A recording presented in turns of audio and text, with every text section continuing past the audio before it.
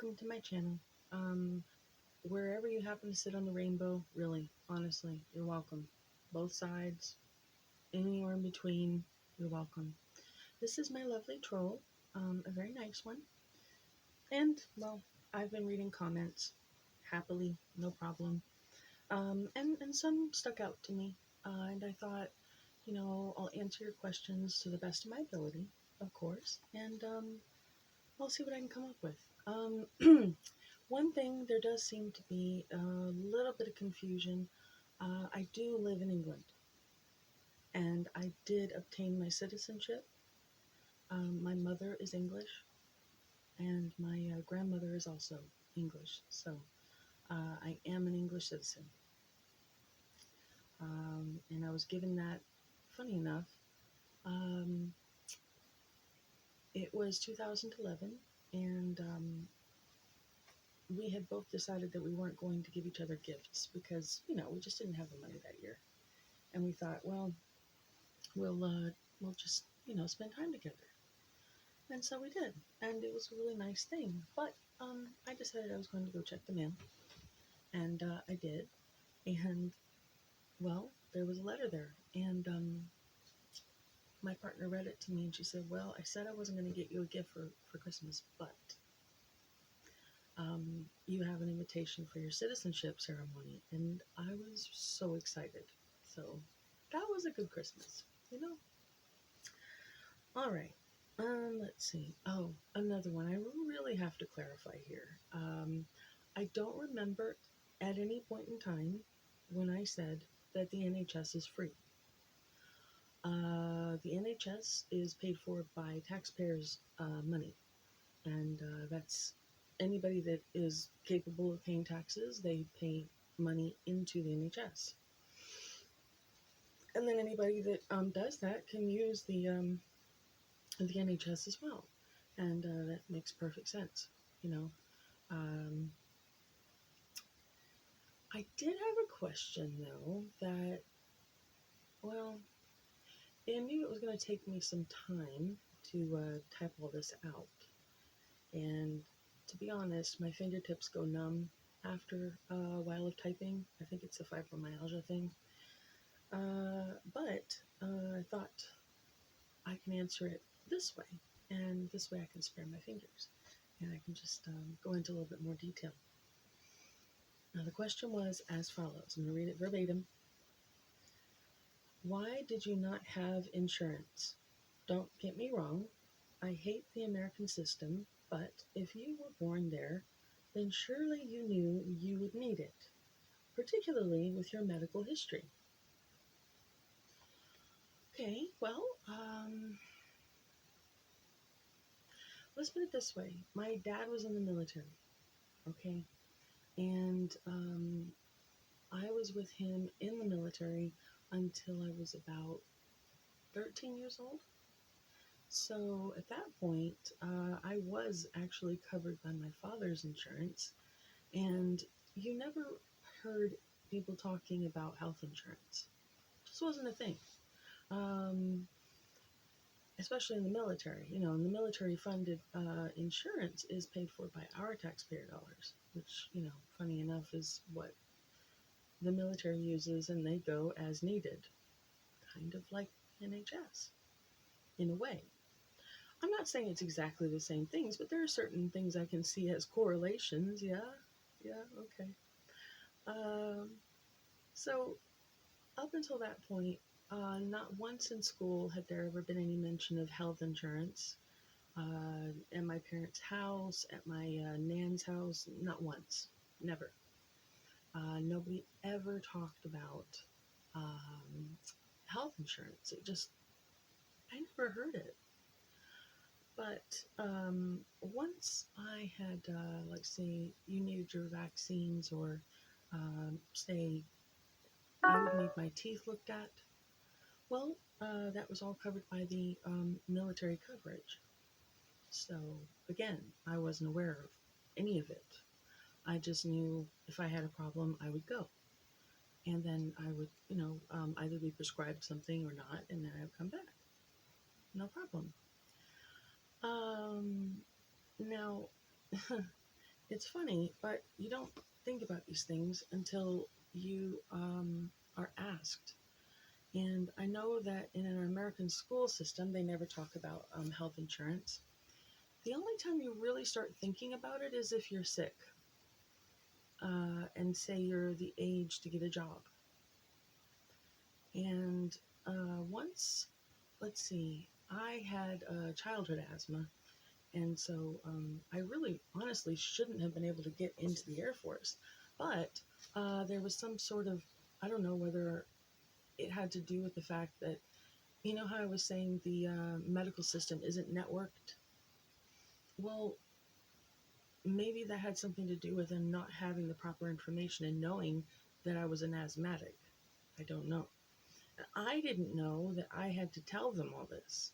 You know, I told them whatever they asked me questions to. I was never asked if I was an asthmatic. So, yeah, that might have something to do with it. I really strongly believe that there should be a central network for patients, just like the NHS. They should have their number and it should be attached to their file so that, you know, again, the prescription mishaps don't happen as frequently. And also, you know, so there's some communication there. And there's not so many repetitions of things like, you know, who I am and what kind of illnesses I have, repeat, repeat, repeat every time I go. Nobody really wants to deal with that, especially if you are quite ill. Yeah. And my illnesses didn't actually manifest until I was on my way out of the Air Force. That was when most of it started getting, well, making its presence known. And it wasn't enjoyable. So once I had joined the Air Force at that point, I had coverage and I didn't have to pay for it. Again, no health insurance costs, no health insurance conversation, no knowledge of health insurance at all. I didn't think about it, you know. But once I had been discharged honorably, thankfully, it was then that I realized there's benefits that come with a job, and one of them that you need to seek out is good health insurance. And it was slow learning, but eventually I picked up some of the lingo, and I realized just how little I actually knew about the health insurance system. You know, um, it would have been nice if we had been introduced to the concept at a younger age. Most children, I believe, they have a medical system in place for children under a certain age. Some children can be put on their parents' insurance up to 21 or 22, I think. Um, and that's it. There's no like comprehensive lessons for us over there saying, well, you're going to need health insurance and this is why, you know. So there's no preparation. You understand. It would have been nice to have some knowledge. Yes, I really would have enjoyed that. um, One of the reasons why I was so excited about getting the job that I had at the company I was working in was because it had a very comprehensive health insurance coverage plan, including mental health and dental and vision. It was a dream come true as far as coverage went. And I was, you know, I was able to facilitate the job in a quick and efficient manner. I was happy, you know. But yeah, and see, the catch 22 you have with most jobs in America is that if you have good, you know, coverage, and you say make an appointment and you go and you're told, okay, well, you're going to need time off of work. That's where I think there's a disconnect between the employer and the employee, because the doctor is telling them to do one thing and their employer is pushing them and pressuring them to go back to work because they've missed so much time off, perhaps. I mean, I'm saying so much, it might be a week. But, you know, the employer should respect what the doctors are telling the employee because it's not as if the employee can make an informed decision before they choose to go back to work if they're told they have to go back at this time and they're pressured into going back a week early. Well, they're not exactly informed, are they? And they're just, they're giving in to the pressure of their job.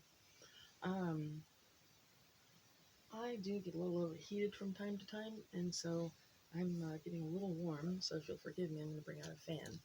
But I do this quite often. It's my medication. Some of them make me a little warm. But anyway, it's funny. I was just thinking about my username that I chose on YouTube. I cannot tan. Nope. You see this ghostly pallor? It has been with me since I can remember. When I was about 11, I went to the pool and I thought, oh, I'll get a little tan, right? And I'll be a part of the crowd. I'll fit in. Won't stick out like a sore thumb. I turned bright red with the accompanying blisters, which are lovely. And it was really horrible.